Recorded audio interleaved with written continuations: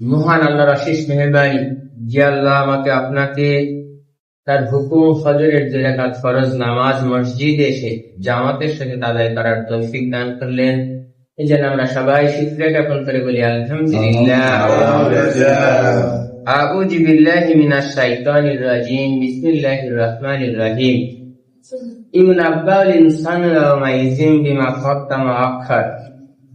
কুরআন শরীফের 29 পারায় 75 নম্বর সূরা, সূরা আল কিয়ামা এর এই 13 নম্বর আয়াত, সেদিন মানুষকে অবহিত করা হবে সে অগ্রে কি পাঠিয়েছে, পশ্চাতে কি রেখে গেছে।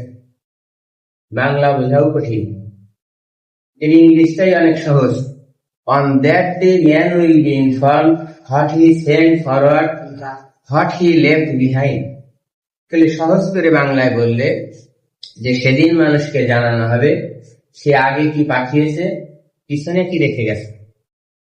তাহলে আগে পাঠানো আর পিছনে রেখে যাওয়ার মানে হলো একজন মানুষ 50, 60, 100 বছরের যে হায়াত পাইছিল, এই সময়ে সে পরকালকে বিশ্বাস করে আল্লাহকে ভয় করে সে কি কাজ করেছে, কত দান করেছে, কত সাদকা করেছে, কত নামাজ পড়েছে, কত রোজা রাখছে।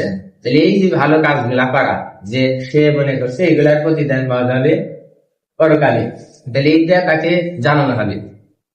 আর পিছনে রেখে যাওয়া মানে সেটাও পরকালকে বিশ্বাস করে। একটা আছে না যে একজন মানুষ ন্যায় বিচার প্রতিষ্ঠা করে গেছে, একজন মানুষ স্কুল কলেজ মাদ্রাসা রাস্তাঘাট করে গেছে, এমন জনকল্যাণমূলক কাজ করে গেছে, সেই মানুষটা দুনিয়ায় নাই, কিন্তু তার সেই কাজ আর সাধারণ মানুষ আর 10 জন মানুষ ভোগ করতেছে। তাহলে এর ফলও সে সেদিন পাবে, সেদিন তাকে জানানো হবে।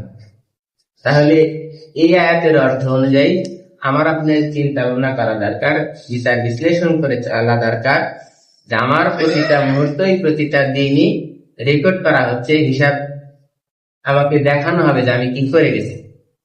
তাহলে আমার এই দেখানোর উদ্দেশ্য একটাই যে এই কর্মফলের ভিত্তিতেই আমার পুরস্কার অথবা শাস্তির ব্যবস্থা।